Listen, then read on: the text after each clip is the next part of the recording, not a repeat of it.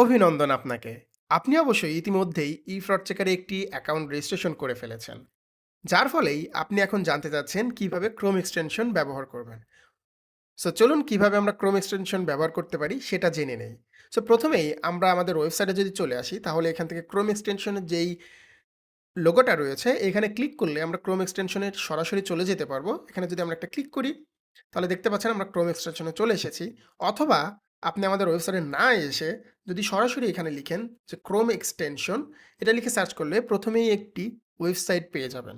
এই ওয়েবসাইটের মধ্যে গিয়ে আপনি যদি এখানে সার্চ বারের মধ্যে সার্চ করেন ইফ্রড চেকার, দেখুন ইতিমধ্যে কিন্তু আমাদের সাজেশন দিয়ে দিয়েছে। তো আমি এখানে ক্লিক করে দিচ্ছি। প্রথমেই দেখতে পাচ্ছেন একটি প্লাগইন একটি এক্সটেনশন রয়েছে যেটা হচ্ছে আমাদের লোগো সহকারে রয়েছে। সো আমরা এটাতে ক্লিক করে দিচ্ছি। এরপরে আপনি সহজেই অ্যাড টু ক্রোম করলে আপনার এই ব্রাউজারের এক্সটেনশনে এটি অ্যাড হয়ে যাবে। সো আমরা এই অ্যাড টু ক্রোম দিয়ে দিচ্ছি, পারমিশন দিয়ে দিচ্ছি। দেখতেই পাচ্ছেন আমাদের ক্রোম এক্সটেনশনটি অ্যাড হয়ে গিয়েছে। সো আমরা যেটা করব, এই এক্সটেনশনের আইকনে ক্লিক করে এটাকে পিন করে দিব যাতে সহজেই আমরা এখানে এক ক্লিকে এটা অ্যাক্সেস করতে পারি। সো আমরা ক্রোম এক্সটেনশনটি দেখে নিচ্ছি। দেখুন আপনার ক্রোম এক্সটেনশনটি এরকম এবং এটাকে ডার্ক মোডও করতে পারেন, লাইট মোডও করতে পারেন আপনার ইচ্ছা মতো। সো আমাদের এখানে ২ টি জিনিস চাচ্ছে সেটা হচ্ছে ইন্টারিয়র লাইসেন্স কি এবং ইন্টারিয়র ডোমেইন। সো আমরা প্রথমেই ইন্টারিয়র লাইসেন্স কি, আমরা লাইসেন্স কিটা পাবো কোথায়? আমাদের যদি সাকসেসফুলি আমরা রেজিস্ট্রেশন করে থাকি তাহলে আমাদের মেইলে আমাদের একটি মেইল যাবে যেখানে আমরা লাইসেন্স কিটা পেয়ে যাব। যেটাকে আমরা এপিআই কিও বলতে পারি। সো দেখতে পাচ্ছেন আমরা সাকসেসফুলি রেজিস্ট্রেশন হওয়ার কারণে আমি একটি মেইল পেয়েছি ইফ্রড চেকার থেকে। সো আমরা এই মেইলটি ওপেন করে নিব।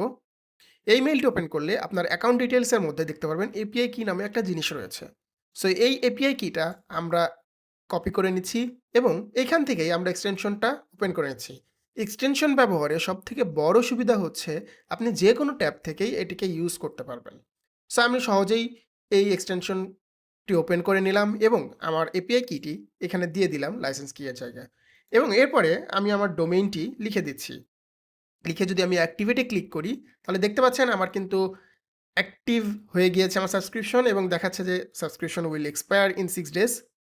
কারণ আমার ট্রায়াল হচ্ছে 7 ডেজের, তার কারণে। সো এখন ইজিলি আপনি এখান থেকে ফোন নাম্বার চেক করতে পারবেন। সো আমি আবার আমার কোম্পানির ফোন নাম্বার দিয়ে চেক করে নিচ্ছি একটি। দেখতেই পাচ্ছেন যে আমার কোম্পানির ফোন নাম্বারে কোনো অর্ডার নেই যার কারণে this customer has no order history বলতেছে। সো আপনি ইচ্ছা করলেই আপনার যেকোনো ফোন নাম্বার, আপনার কাস্টমারের ফোন নাম্বার এটা দিয়ে চেক করতে পারবেন। এক্সটেনশন ইউজ করলে যেটা হবে সেটা হচ্ছে আপনার ফেসবুক পেজের মধ্যে যদি কোনো অর্ডার আসে, ফেসবুক পেজ ওপেন থাকা অবস্থাতেই আপনি ইজিলি আপনার কাস্টমারের ফোন নাম্বারটি কপি করে এখানে জাস্ট পেস্ট করেই কিন্তু আপনি দেখে নিতে পারবেন বিস্তারিত। সো এই ছিল আমাদের ক্রোম এক্সটেনশনের গাইড। সো ভালো থাকবেন, সুস্থ থাকবেন এবং ইফ্রড চেকারের সাথে থাকবেন।